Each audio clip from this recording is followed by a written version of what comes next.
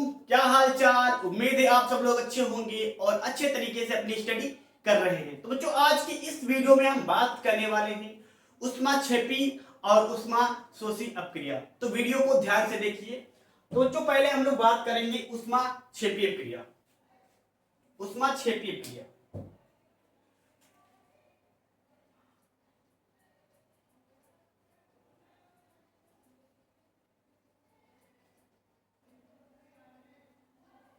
ऊष्माक्षेपी रासायनिक अपक्रिया।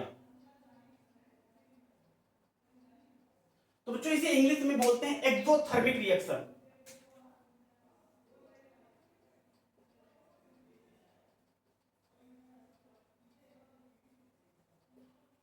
Exothermic chemical reaction.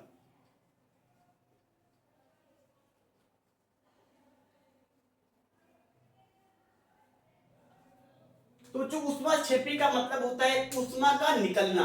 यहां से एक्सो का मतलब होता है निकलना, थर्मिक का मतलब होता है ऊष्मा। तो ऊष्मा का निकलना यानी कि ऐसी अपक्रियाएं जिसमें उत्पाद के साथ साथ ऊष्मा भी प्राप्त होती है। तो बच्चों, ऐसी अपक्रियाओं को बोलते हैं ऊष्माक्षेपी अपक्रिया। यानी कि इसमें उत्पाद तो प्राप्त ही होता है, साथ में इसमें एनर्जी ऊष्मा भी प्राप्त होती है। तो ऐसी अपक्रियाओं को बोलते हैं बच्चों हम लोग ऊष्माक्षेपी अपक्रिया। तो इसकी लैंग्वेज आप कॉपी पे नोट कर लीजिए। ऐसी क्रियाएं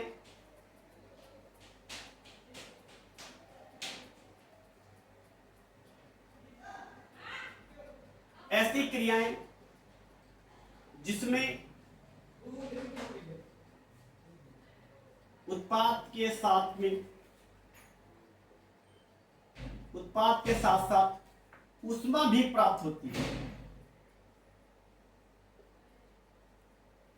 ऊष्मा भी प्राप्त होती है।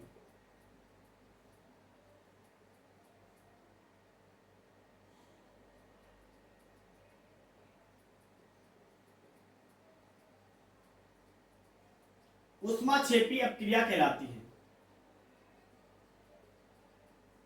ऊष्माक्षेपी अपक्रिया कहलाती है।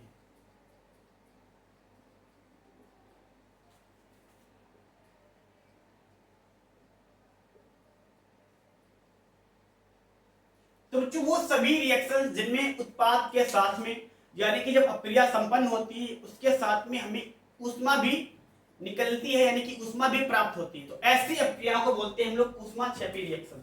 इसके कुछ एग्जांपल हम लोग देखेंगे बच्चों। जैसे जब हाइड्रोजन गैस और ऑक्सीजन गैस आपस में मिलकर जल बनाती हैं बच्चों। तो इस रिएक्शन में हाइड्रोजन और ऑक्सीजन जब रिएक्शन करती हैं तो जल प्राप्त होता है। तो जल के साथ साथ बच्चों में ऊष्मा भी प्राप्त होती है।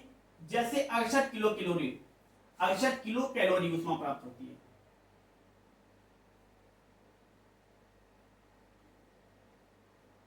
तो बच्चों, ऐसी अपक्रियाओं को बोलते हैं ऊष्माक्षेपी अपक्रिया, जिनमें अभिकारक अपक्रिया करके उत्पाद के साथ साथ में ऊष्मा भी बनाता हो या ऊष्मा भी निकलती हो। ऐसी क्रियाओं को बोलते हैं ऊष्माक्षेपी रिएक्शन, एक्सोथर्मिक रिएक्शन। तो बच्चे, आप इसे नोट कर लीजिए। दूसरा रिएक्शन दिखाते हैं बच्चों। जितनी भी दहन अपक्रियाएं होती हैं लगभग सभी ऊष्माक्षेपी अपक्रियाएं होती है। जो सभी तो नहीं बोल सकते, लगभग सभी दहन अपक्रियाएं ऊष्माक्षेपी अपक्रिया होती है। तो जो दहन का मतलब होता है, जिसे आप कार्बन को जला सकते हो। जब कार्बन को वायु के साथ जलाया जाता है तो जो कार्बन डाइऑक्साइड बनता है, CO2 गैस, और साथ में ऊष्मा भी प्राप्त होती है। तो बच्चों, यह भी एक ऊष्माक्षेपी अपक्रिया होती है। कार्बन का दहन भी एक ऊष्माक्षेपी अपक्रिया होती है। आप मेथेन गैस का दहन कर सकते हो। प्राकृतिक गैस बच्चों, मेथेन गैस को बोलते हैं प्राकृतिक गैस, नेचुरल गैस। CH4 का दहन,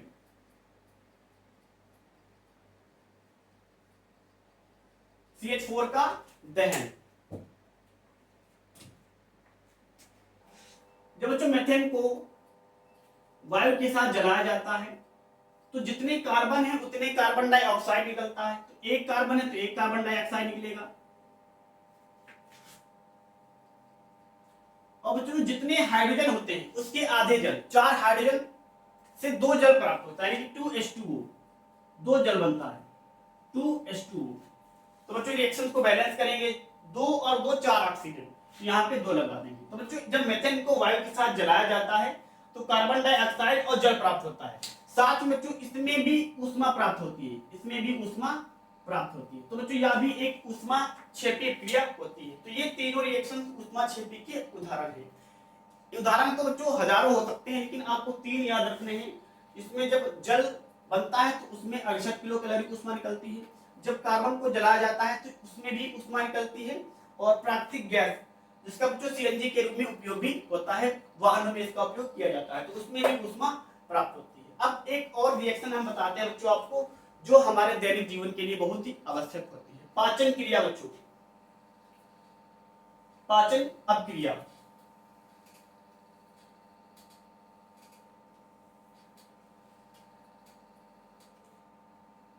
तो पाचन अपक्रिया बच्चों इसी कॉपी पर आप नोट कर लीजिए।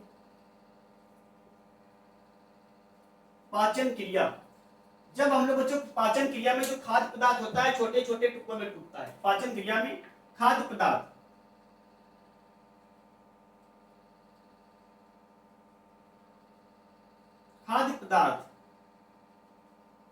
छोटे छोटे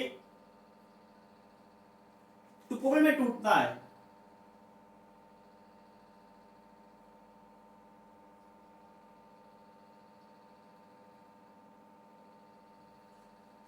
तो बच्चों जब हम खाना खाते हैं, बेसिकली हम लोग जब खाना को खाते हैं तो अच्छे तरीके से चबा चबा कर खाते हैं, लेकिन उसके बाद भी हमारा खाना जब पेट के अंदर जाता है, पचता है, उसके बाद और ये छोटे छोटे टुकड़ों में टूट जाता है। यानी कि जब बच्चों कार्बोहाइड्रेट टूटता है तो उससे ग्लूकोज बनता है। जब कार्बोहाइड्रेट टूटता है, कार्बोहाइड्रेट के टूटने से, कार्बोहाइड्रेट के टूटने से ग्लूकोज प्राप्त होता है।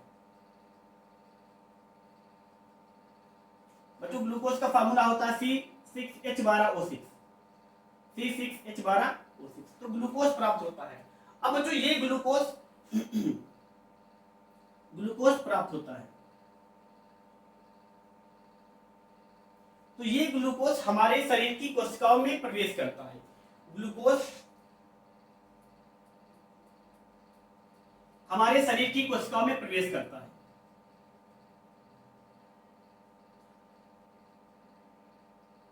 अब बच्चों कोशिका के अंदर वायु उपस्थित होती है, तो ये ग्लूकोज कोशिकाओं में उपस्थित वायु के साथ अपक्रिया करता है। तो ये ग्लूकोज कोशिका के अंदर प्रवेश करता है और कोशिका में उपस्थित वायु के साथ क्रिया करता है, और जिससे बनाता है बच्चों ऊर्जा। जिससे क्या बनाता है?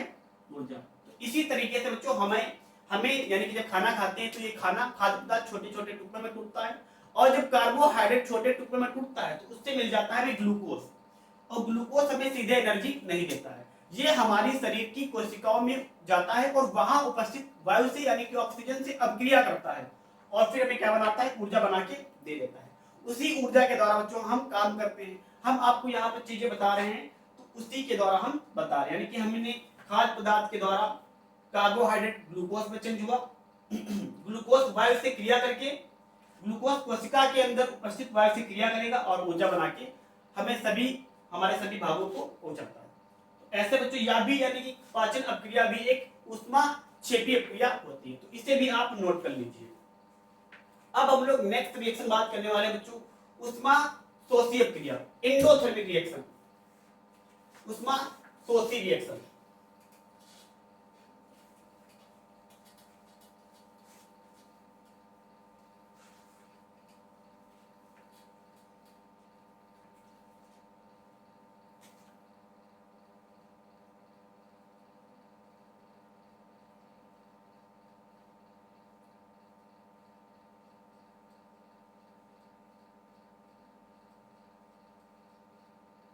एंडोथर्मिक रिएक्शन,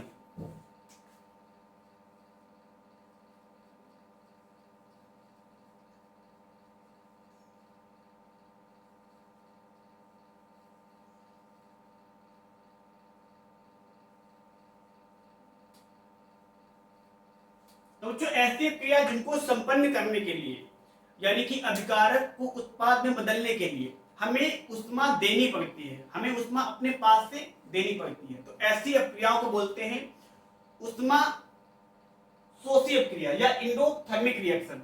तो ऐसी क्रिया,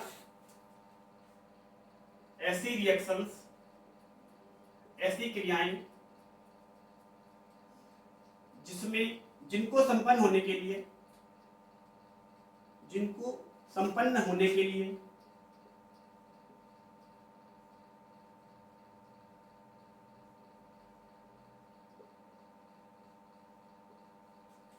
उष्मा की आवश्यकता होती है,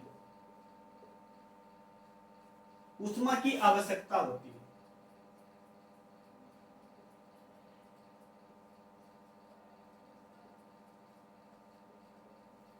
उष्मा शोषी अभिक्रिया कहलाती है।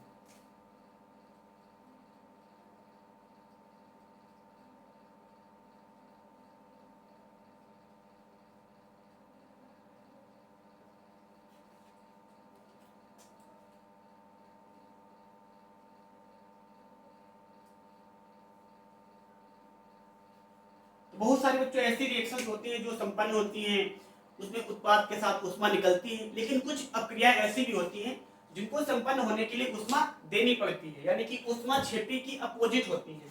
इसके उदाहरण देख लेंगे बच्चों। जब लेड नाइट्रेट PbNO3 का होल थ्राइस, PbNO3 का होल ट्वाइस, PbNO3 का होल ट्वाइस, लेड नाइट्रेट, इसमें बच्चों क्या होता है, उष्मा देनी पड़ती है, हीट हमें देनी पड़ती है। तो क्या होता है बच्चों, लेड है जो लेड ऑक्साइड में टूटता है, NO2 गैस बनती है, नाइट्रोजन डाइऑक्साइड, और बनती है बच्चों ऑक्सीजन गैस।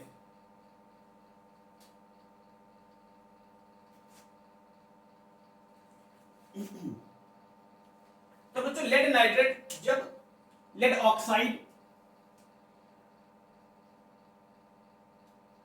अब ध्यान दो बच्चों, लेड पर होता है प्लस का 2 चार्ज और ऑक्सीजन पर होता है माइनस का 2, जिससे प्लस माइनस कैंसिल होगा, बनेगा PbO। तो PbO, तो बच्चों जब इसमें क्या होता है, लेड नाइट्रेट PbO NO2 और O2 में चेंज होता है, तो उसमें उष्मा देनी पड़ती है। तो ऐसी अभिक्रिया को बच्चों बोलते हैं उष्मा शोषी अभिक्रिया। अब बैलेंस करेंगे बच्चों, आप बैलेंस करने के लिए याद रखें NO2 के पास आपको 4 लगाना है, NO2 के पास कितने कितने लगाना है, 4। अगर आप NO2 को याद रखोगे तो सारी रिएक्शंस बैलेंस कर लोगे। यहाँ पे 2 NO है, 2 नाइट्रोजन है, तो 2 और लगा देंगे, तो 4, यानी कि 2 नाइट्रोजन थे, 2 और लगा दिया तो 4 नाइट्रोजन। अब यहाँ पे लेड 2 हो जाएगा, तो यहाँ भी 2 लगाएंगे। ऑक्सीजन काउंट करते हैं बच्चों, 2 4 2 8 2 10, यहाँ पर बच्चों कितना है, 3 6 6 2 12। फिर से बच्चों यहाँ पे काउंट करेंगे, यहाँ पर 4 और 2 से गुणा हो रहे, तो 4 2 8 और 2 10 2 12, तो यहाँ भी ऑक्सीजन 12 है और यहाँ भी 3 2 6 और 6 2 12। तो बच्चों सभी चीजें बैलेंस है। तो लेड ऑक्साइड यानी कि लेड नाइट्रेट से लेड ऑक्साइड और नाइट्रोजन डाइऑक्साइड और ऑक्सीजन गैस बनाने के लिए हमें लेड में यानी कि लेड नाइट्रेट को उष्मा देनी पड़ती है। तो ऐसे क्रिया को बोलते हैं हम लोग बच्चों उष्मा क्षेपीय क्रिया, उष्मा शोषी रिएक्शन, जिसमें उष्मा देनी पड़े। एक और उदाहरण दिखाते हैं हम आपको, ferrous sulphate FeSO4, ferrous sulphate,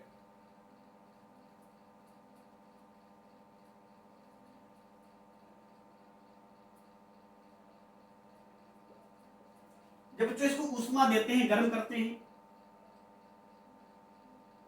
तो बन जाती है बच्चों फेरिक ऑक्साइड। क्या बन जाती है बच्चों, फेरिक ऑक्साइड।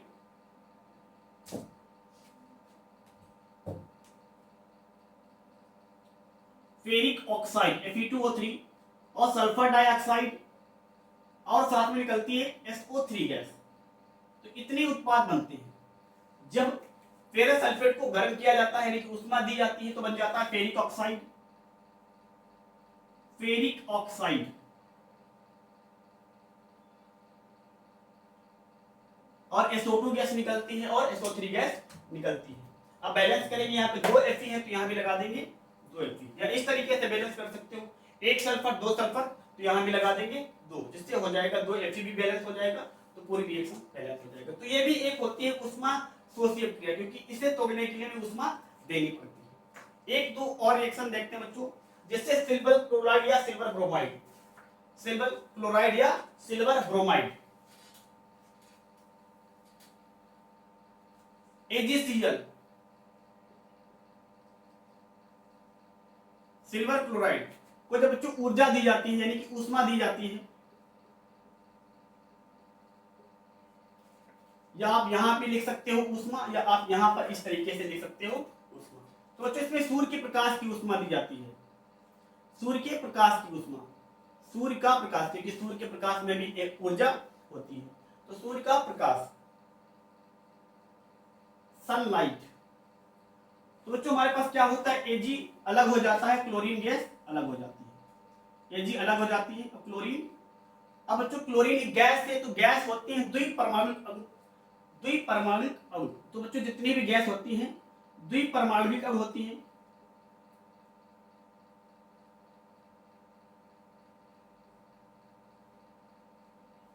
परमाणुविक बच्चों, द्विपरमाणुविक।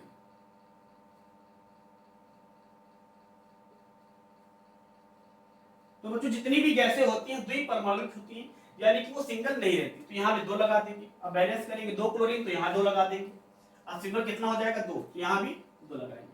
तो बच्चों यह भी एक उष्मा शोषीय क्रिया होती है। जब सिल्वर क्लोराइड को आप सूर्य का प्रकाश देते हो तो सिल्वर टूट जाता है सिल्वर Ag में और Cl2 में। तो यहाँ पर बच्चों ध्यान देने वाली बात यह है, जो सिल्वर यहाँ पे क्लोराइड टूटता है सिल्वर में, तो यहाँ पे सिल्वर यानी कि हो जाता है धूसर कलर का हो जाता है, धूसर कलर हो जाता है, सिलेटी कलर। इंग्लिश में बोलना चाहे तो बच्चों ग्रे। तो सिल्वर को जब सूर्य का प्रकाश दिया जाता है तो ये धूसर हो जाता है और क्लोरीन गैस निकल जाती है। AgBr भी लिख सकते हैं, यहाँ पर सेम रिएक्शन होता है AgBr। तो यहाँ पे बन जाता है बच्चों सूर्य का प्रकाश, सिल्वर अलग हो जाता है, ब्रोमीन गैस अलग हो जाती है, 2 यहाँ पे भी 2। इस तरीके से बच्चों ये होती है उष्मा शोषी। तो याद रखिएगा, जब सिल्वर ब्रोमाइड को सूर्य का प्रकाश दिया जाता है तो सिल्वर और क्लोरीन में टूट जाता है, जिसमें सिल्वर स्लेटी कलर का हो जाता है, धूसर हो जाता है। इसलिए बच्चों सिल्वर क्लोराइड को